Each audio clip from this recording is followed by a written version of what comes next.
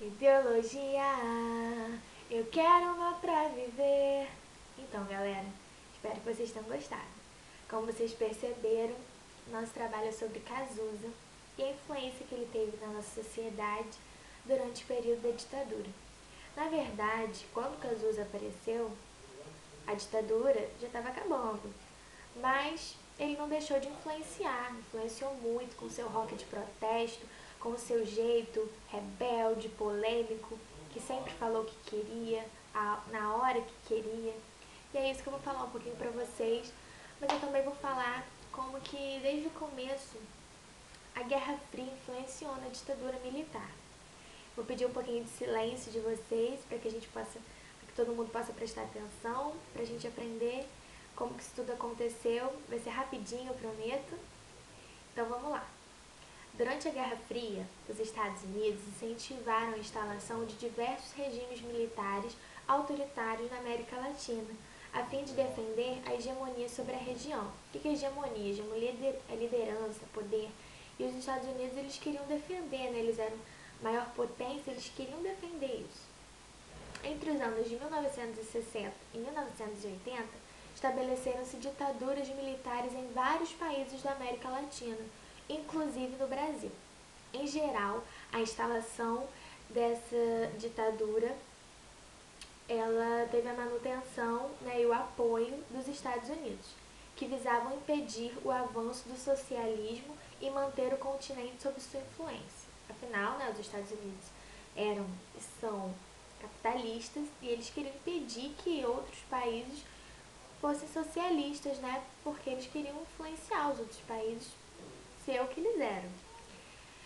Então, além da eliminação, com a ditadura, o que teve, assim, além da eliminação das liberdades democráticas, as ditaduras latino-americanas elas se caracterizavam pela perseguição, pela violência, pela tortura, pela prisão e até mesmo pela morte de milhares de oposicionistas. Você não podia se opor, você tinha que ser a favor.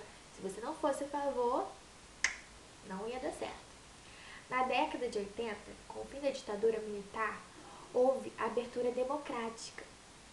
A campanha Direta e Já, a eleição indireta de Tancredo Neves e a sua morte, porque Tancredo Neves ele foi eleito e antes mesmo dele assumir como presidente, ele morreu. Então, a posse foi de José Sarney, que era o vice-presidente, era o vice dele. E o Plano Cruzado também foram coisas que vieram com o fim da ditadura.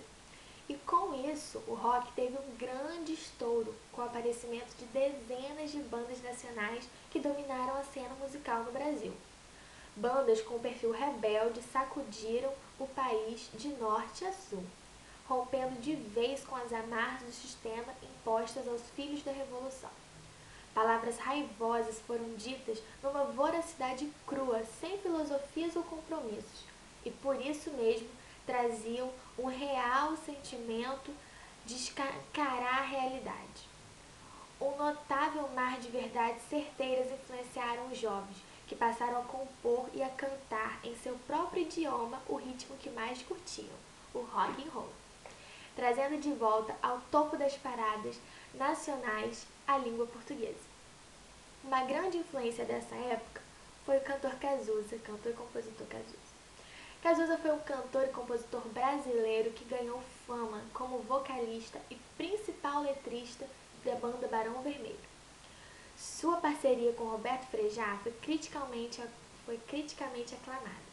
Cazuza é considerado um dos maiores compositores da música brasileira. Cazuza também ficou conhecido por ser rebelde, boêmio e muito polêmico, tendo declarado em entrevista que era bissexual naquela época. Cazuza, naquela época onde o preconceito era muito maior, onde a censura era muito maior, eles tinham acabado de sair da ditadura e ele não estava nem aí, ele falava mesmo o que ele queria, do jeito que ele queria. Cazuza, em uma de suas músicas, anunciou um grito que os jovens estavam passando na década de 80. Meus heróis morreram de overdose. Os meus inimigos estão no poder. Ideologia, eu quero uma pra viver. Uma geração que sonhava muito com a liberdade que a ditadura abafou em seus corações. Focaram seus esforços, talentos e estudos na busca de uma ideologia que prometia uma vida mais livre. Mas a queda da ditadura e a liberdade tão pregada por eles não foi um mar de rosas como se esperava. Os heróis personalizados nos cantores e suas bandas acabavam morrendo de overdose ou AIDS. Os grandes acordos políticos foram feitos e os mesmos políticos continuaram no poder, transformando a liberdade democrática em mais uma bandeira publicitária focada em seus próprios interesses. No fim da década de 80, aquele menino que ia mudar o mundo não tinha muito mais para onde ir, nem o que lutar contra, porque teoricamente ele já tinha conquistado o que ele procurava, a liberdade. Mas a angústia ainda estava no seu coração, como se não tivesse encontrado o que realmente procurava. Em fevereiro de 1989, Cazuza declarou publicamente que estava com AIDS. E em 7 de julho de 1990, aos 32 anos, aos poucos 32 anos, ele faleceu. No enterro compareceram mais de 1.000 pessoas, entre parentes, amigos e fãs. E até hoje, suas músicas são lembradas, cantadas e admiradas por milhares e milhares de pessoas. Ideologia. Eu quero uma pra viver.